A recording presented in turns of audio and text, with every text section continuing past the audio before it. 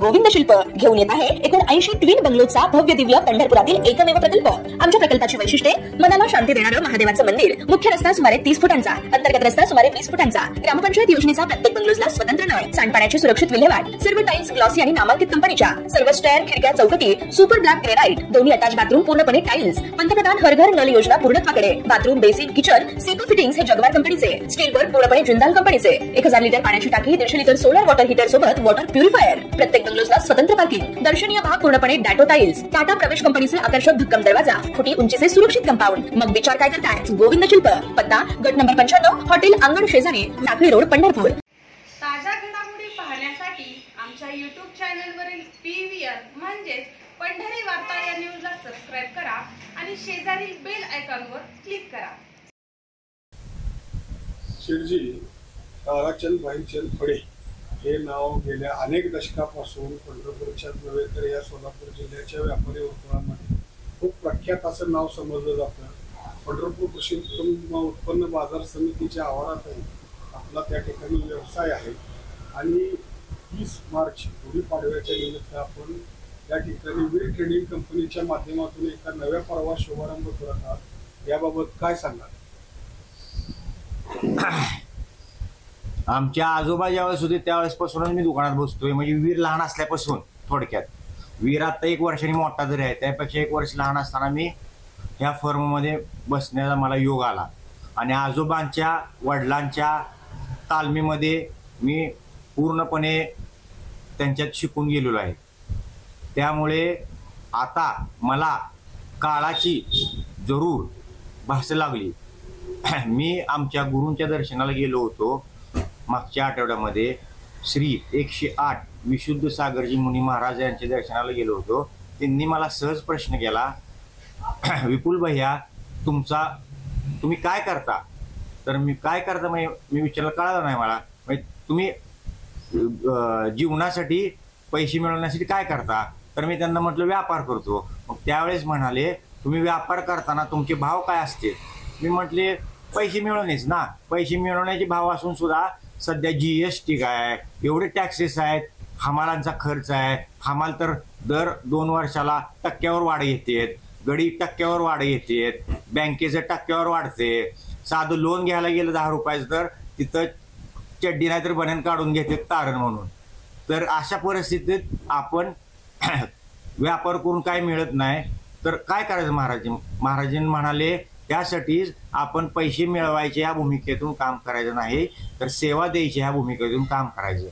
तुम्ही जेवढं सेवा द्यायच्या भूमिकेतून काम करचाल तेवढं आपोआप पुण्याच्या उदयामध्ये तुम्हाला काहीही कमी पडणार नाही, तुम्हाला भरपूर त्याचा धनलाभ होणार। आणि तुमची जी पहिली सिस्टीम आहे तुमच्या या दुकानाच्या, तुमच्या दुकानाला किती वर्ष झाली म्हणाले महाराज? मी म्हटलं वर्ष काय मोजले नाहीत मी, पण 3री पासून तर दुकानात बसतोय म्हटलं।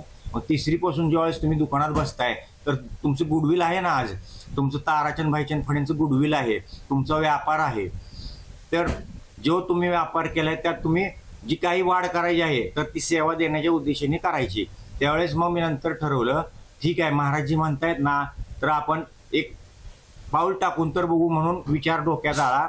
म्हणून मी माझ्या मुलाच्या नावावर मार्केट यार्डमध्ये पाडव्याच्या मुहूर्तावर रविवारी 30 मार्चला दिवस निवडला आणि त्या दिवशी सुरुवात पाडव्याचा मुहूर्त आहे म्हणून करावी म्हटलं। तर आम्ही तिथे काय करणार आहे ते थोडक्यात सांगतो। ज्या काही जीवनावश्यक वस्तू आहेत, आत्ता तर मी 5 वस्तूंपासून चालू करणार आहे आणि ती जीवनावश्यक ज्या 5 वस्तू आहेत त्या शेतकऱ्यांसाठी जर क्विंटल 10 क्विंटल त्या रेटमध्ये 1 किलो माल मिळेल त्यांना देणार आहे। उदाहरणार्थ साबुदाणा बाजारमध्ये किरकोळ 60 रुपये चालू असेल, होलसेल 48-50 चालू असेल तर मी तिथं 1 किलोला 45 रुपये लावणार। चांतारा तांदूळ 53 रुपये लावणार। साखर काहीही असेल कारखान्यावरून जेवढा खर्च येऊन बसेल त्यापेक्षाही 1 रुपया कमी लावणार। तेलात तर आम्ही मास्टर आहे, तेलात तर आम्ही भरपूर कमी रेटमध्ये लावणार। जेवढी माझ्याकडून सेवा शेतकऱ्यांसाठी देण्यात येईल तेवढी मी देणार। आणि मी त्यानंतर हे जे कार्य करताना मला कोणाकोणाचा सपोर्ट होईल म्हणून माझ्या साधारण लक्षात आलं तर माझ्या असं 2 वर्षापूर्वी मला घटना आठवायला लागल्या की आपण 2 वर्षापूर्वी ज्यावेळेस कोरोना काळ होता त्यावेळेस प्रांत साहेबांचे फोन मला साधारणपणे येत होते. त्यांची माझी थोडी एका कार्यक्रमामुळे थोडीशी ओळख झाली होती. त्याच्या अगोदर माझी आणि त्यांची काहीही ओळख नव्हती. तर एका भेटीमध्ये त्यांची माझी एवढी क्लोज संबंध झाले की ते सुद्धा मला असे दोस्त म्हणून समजू लागले. आणि त्यावेळेसच कोरोना काळामध्ये सगळ्या पंढरपूरमध्ये बंद पुकारला झाला होता. त्यावेळेस फक्त मार्केट यार्डामध्ये सोशल डिस्टन्सिंग पाळण्यासाठी फक्त मार्केट यार्डाची दुकानं चालू होती. मग प्रांत साहेबांचा, सचिन ढोले साहेबांचा मला फोन आला तर की तुम्ही तिथं वर जर दुकान केले तर सर्वांना माल मिळेल आणि तुम्ही योग्य दरात देण्याचा प्रयत्न करा. मग मी त्यांचं ऐकलं आणि दुसऱ्याच दिवशी तिथं मालाच्या गाड्या आणायला चालू केल्या. त्या ज्या दिवशी पहिला दिवस होता त्या दिवशी प्रांत साहेब म्हणाले तू कधी चालू करणार आहे, त्या दिवशी मी तिथे येतो. आणि स्वतःहून ते आले. 2 तास माझ्या इथं बसून त्याने व्यवस्थित सगळे मला गायडन्स केला. त्यानंतर विरदे साहेब अर्बन बँकेचे जे आहेत त्यांचा संबंध पण त्यावेळेस मला भरपूर आला. विरदे साहेबांनी तर मला भरपूर सहकार्य केले. ते जास्त त्यावेळेस माझा मुलगा तर लहानच होता आणि माझ्याबरोबर सहकार्य करायला कोण नव्हतं. तर विरदे साहेब स्वतः दुकानमध्ये येऊन मला म्हणायचे जेवला का, जेवून येतो का, मी थांबतो इथं. त्यांनी एवढं भरपूर सहकार्य केलं. आणि ते विरदे साहेब जे आहेत ते आमचे फायनान्स मिनिस्टर आहेत थोडक्यात.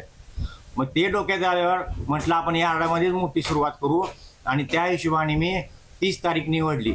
आणि 30 तारखेला सर्वात महत्त्वाची गोष्ट म्हणजे अशी आहे तर त्या दिवशी जे आपले कार्यक्रमाचे प्रमुख आहेत डॉक्टर शीतल शहा, तर त्यांचा वाढदिवस देखील त्या दिवशी आहे. त्यामुळे म्हटलं शीतल शहा ज्याप्रमाणे सेवा करतात त्याप्रमाणे आपण ही थोडीफार करून बघावी म्हणून त्या दिवशी निवडलेलं आहे. त्यांच्याबरोबरच अकलूजचे डॉक्टर सतीश दोशी आणि पंढरपूरचे डॉक्टर राजेश फडे या तिघांना विचारले तुम्ही त्या दिवशी येऊ शकता का. तर त्यांनी तू बोलवलं आणि आम्ही नाही येणार असं कधी झालंय का असे म्हणून मला पाठीवर थाप मारून मला त्यांनी प्रोत्साहन केले. तर आपल्याला आपल्या पंढरपूर तालुक्याला 3 आमदारांचे सहकार्य आहे.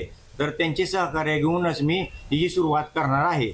आत्ता मी फक्त 5 आयटमपासून सुरुवात करणार आहे. अत्यावश्यक सुविधा लवकरात लवकर 500 मी 500 करणार आहे.